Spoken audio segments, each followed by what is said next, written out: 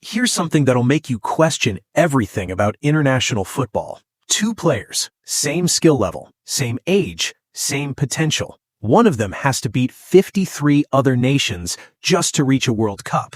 The other one practically walks in. And the crazy part is, the system was designed this way on purpose.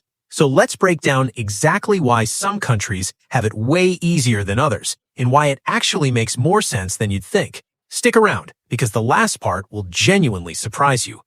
FIFA doesn't run World Cup qualifying directly. Instead, they hand the job to 6 regional bodies: UEFA in Europe, CONMEBOL in South America, CAF in Africa, AFC in Asia, CONCACAF in North America and the Caribbean, and OFC in Oceania. Each one runs its own qualifying tournament. Each one gets a certain number of spots. And here's the thing, those spots are not handed out equally.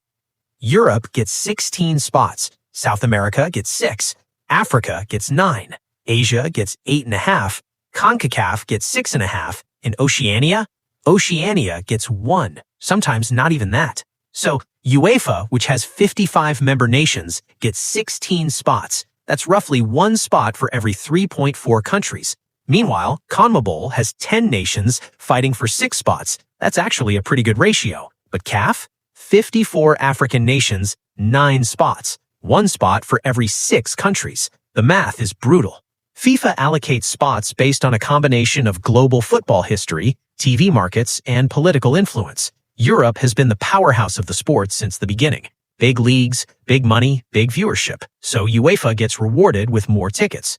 Africa and Asia have massive populations, but historically less influence at the FIFA table. That's slowly changing, but slowly is the key word.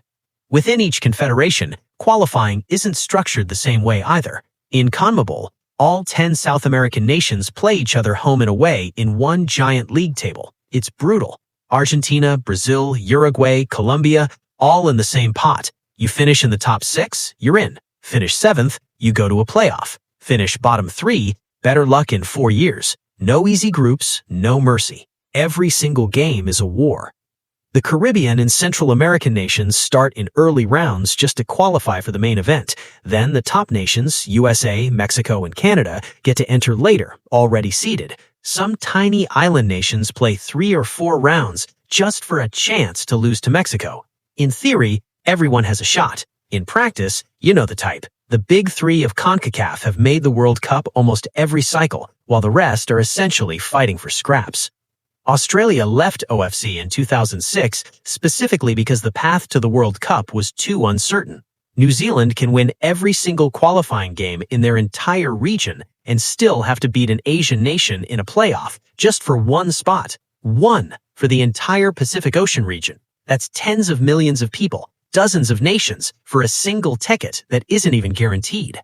FIFA's counterpoint is actually reasonable. Giving too many spots to weaker confederations risks watering down the tournament. The World Cup needs to be the best against the best, and historically, teams from underrepresented regions have struggled in the group stage. So there's a balance between global inclusion and competitive integrity.